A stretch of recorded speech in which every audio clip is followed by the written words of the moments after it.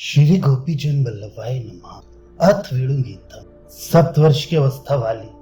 श्री कृष्ण जी ने इंद्रादिक देवों के गर्व दूर करने के लिए गोवर्धन धारण आदि क्रीड़ा की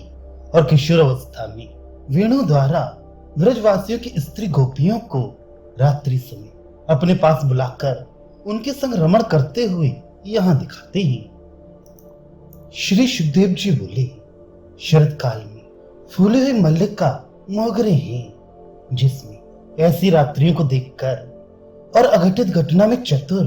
अपनी अचिंत्य शक्ति करके नाना गोपियों के संग रमण करने की इच्छा करते हुए, यद्यपि गोपियों को भगवान के संग रमण करने की इच्छा तो सदैव है, इसलिए कात्यायनी देवी के पूजन में प्रयत्न थी, तथापि वैराग्य आदि गुणों करके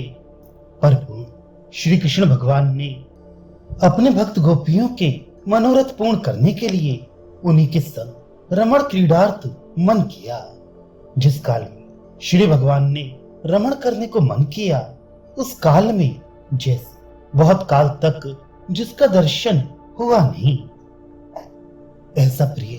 परदेश से आने पर अपनी प्रिया के मुख को कुमकुम से लिप्त करने का विचार करता हुआ आता है,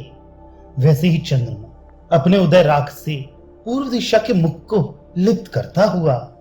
तथा सुख देने को अपनी किरणों के स्थावर जंगात्मक प्राणियों के ताप गिलानी दूर करता हुआ उदय को प्राप्त हुआ। भूमि को आनंद देने वाला नवीन कुमकुम के भांति अरुण युक्त तथा लक्ष्मी के मुख की कांति तुल्य कांति वाले चंद्र को देखकर और उसके अल्प प्रकाश वाली किरणों से रमणीय वन को देखकर गोपियों के मन को हरने वाले श्री कृष्ण जी मधुर गान करने लगे। उसी समय कामदेव का उद्दीपन करने वाले गान को सुनकर जिनका मन श्री कृष्ण जी की ओर लग रहा है और जिनको परस्पर का उद्यम मालूम नहीं हुआ है, तथा जिनके कानों के कर्ण फूल चलने की तरह से हिल रहे हैं, ऐसी व्रज स्त्रियां जिस स्थान में वो कांत कमनी श्री कृष्ण जी रह रहे हैं, वहां आगमन करें। श्री सुखदेव जी कहते हैं कि हे राजा, जिस काल में श्री कृष्ण भगवान ने वेणु से गान किया, उस काल में ब्रज में कोई गोपियां गौ को दोहते हुई दोहने के पात्र को छोड़कर और कोई तो इस थाली टोकनी में का दुग्ध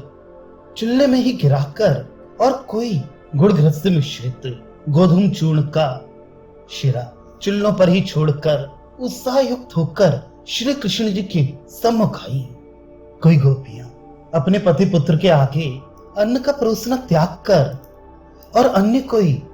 दूध पीते हुए बालकों को छोड़कर और कोई अपने पतियों की सेवा छोड़कर और कोई तो भोजन छोड़कर श्री कृष्ण जी के सम्मुख दौड़ कर आई। कोई अपने पतियों के शरीर पर चंदन आदि के लेपन करते हुए लेपन करना छोड़कर और कोई अपने पति का तेल आदि से मर्दन करते हुए मर्दन छोड़कर और कोई अपने नेत्रों में अंजन सुरमा लगाना छोड़कर और अपने वस्त्राभूषण को उलट पुलट कर पहनकर श्री कृष्ण जी के सम्मुख आई। हे राजा, श्री कृष्ण जी ने जिनका मन हर लिया है, वो मोहित हुई पति पिता भ्राता बंधुओं ने वहां मत जाओ ऐसा कहकर रोकी हुई तो भी श्री कृष्ण जी के सम्मुख आने में रुकी नहीं। कोई पति आदियों द्वारा कपाट बंद करने से घर में बंद हुई, तब दुख पूर्वक नेत्रों को मूंद कर श्री कृष्ण जी का ही ध्यान करती रही। दुख से उसको सहने में अशक्य जो श्री कृष्ण जी का विरह रूप अग्नि, उसका जो तीव्र ताप अनेक जन्म में अनेक वेद नरक आदि भोग्य रूप दुख उनके देह नष्ट हो गए हैं, पाप जिनके और ध्यान में प्राप्त जो अच्युत भगवान का आश्लेष, उससे जो आनंद उससे नष्ट हो गए हैं, अनेक जन्मों के सुख जनक पुण्य जिनके, ऐसी वे गोपियां जार बुद्धि से उस श्री कृष्ण जी से संगत हुई,